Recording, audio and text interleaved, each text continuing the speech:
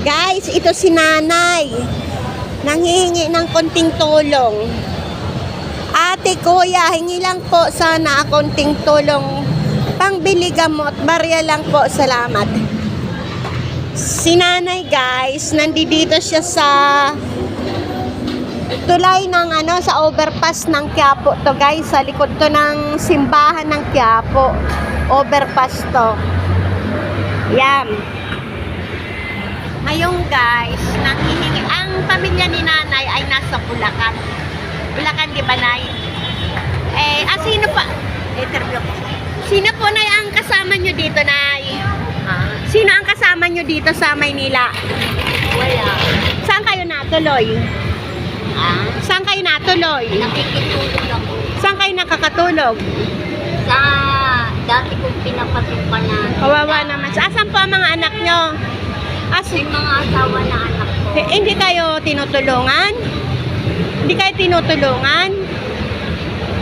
Mga ano rin naman kasi, mga wala rin. Wala din. Yun ang mahirap guys sa sa mga anak na nag-aasawa. Katapos yung nanay, tignan yung nanay, napabayaan na. Kawawa naman si nanay. May anak ako, Oh. nag-aaral.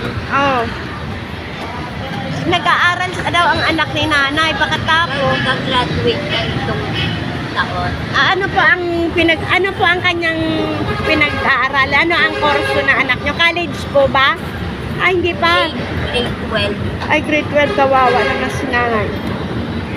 Guys, kung Kaya pagka nag-graduate siya, pahintuin na namin. Guys, kung makakagawi po kayo dito sa bandang Quiapo po to, si nanay nanghihingi ng konting tulong. Si nanay ay mayroong sakit sa baga, pambili lang ng gamot. Sa ngayon guys, kasi galing ako dyan sa nagpagawa ako ng event. Wala naman akong dalang pera dito. So, siguro guys, mabibigyan natin si nanay. Kahit konting tulong lang guys, kasi kawawa naman si nanay. Ayan. Salamat po. Yan. Tulong. Yan. Di ba, Nay? Ayan, may mga nagbibigay naman kay nanay, pero gasino na lang ba yan? Wala, hindi naman po yan makakabili ng gamot. Kaya bigyan na lang natin si nanay. Nay, ako na, hindi pa ako na... Wala naman po akong maitutulong sa inyo. Ito lang po ang maitutulong ko sa iyo, Nay. Iyan lang po ang maitutulong ko kay nanay, kahit pa paano makakabili si nanay ng gamot. Naawa ko kasi naalala ko yung nanay ko na hindi ko naman siya naalagaan nung nabubuhay pa siya, kaya naawa ko sa mga ganito. Diba guys, dapat yung pag ganyan yung nanay, dapat inaalagaan na yan ng mga anak. Hindi na hinahayaan na ganyan.